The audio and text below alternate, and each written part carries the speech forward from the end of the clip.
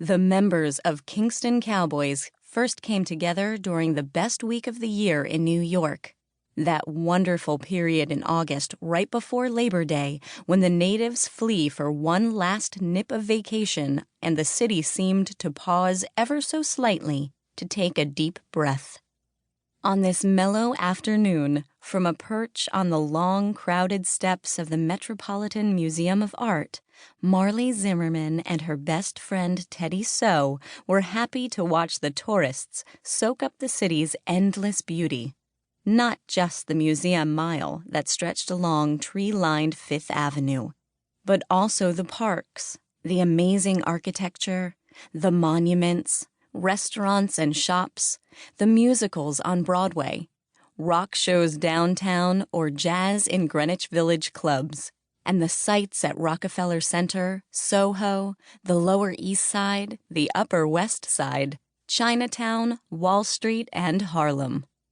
While Teddy bounced on stubby legs toward an ice cream truck, Marley noted how the remaining New Yorkers had slowed down too so they could also savor all the beauty that surrounded them, sipping the city's pleasures rather than gulping them down as usual. Chin balanced on fists, elbows on her knees, Marley smiled at the thought that today even the taxicabs on the half-empty streets just seemed to glide along. So far, it had been a great week. Echoing the easy pace surrounding her, Marley set out to explore the city. On Monday morning, she went to Bryant Park, behind the 42nd Library, and lazed in the grass while Skeeter skittered and stumbled chasing pigeons and squirrels. Then she took her down to the southern tip of the island to watch the sailboats on the Hudson, sharing a gyro sandwich she bought from a singing street vendor. Yesterday, while Skeeter stayed in their dad's studio, she and Teddy rode the 2 train over to Brooklyn for the scents and sights of the Botanical Garden. They switched to the Q train in Park Slope to ride way out to Coney Island for a hot dog at Nathan's and a scary trip on the rickety Cyclone roller coaster. Everywhere she went, she took her sweet time, doing what she wanted to do. This morning, she decided to walk with Teddy across the great lawn in Central Park and hang around the Met while they waited for Marisol, who promised a surprise. Now, amid the gazillion tourists on the museum steps, she and Teddy shared an orange popsicle as they talked to a boy they'd met not 15 minutes ago. "We're doing nothing," Marley had said, shading her eyes. "Join us." It seemed unlikely that the boy would. Of all the people on the Met steps and down on the sunny avenue, he was the only person wearing a suit, a black one, perfectly tailored, and a bow tie.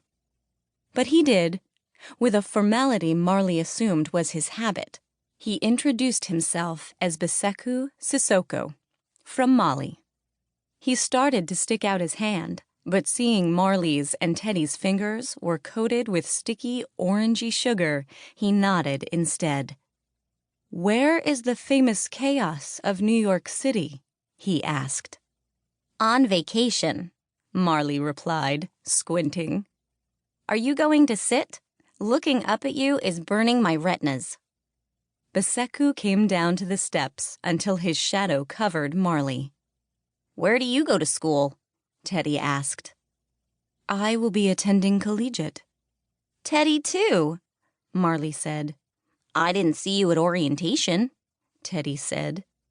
Biseku shrugged. "My father insisted I have my own orientation.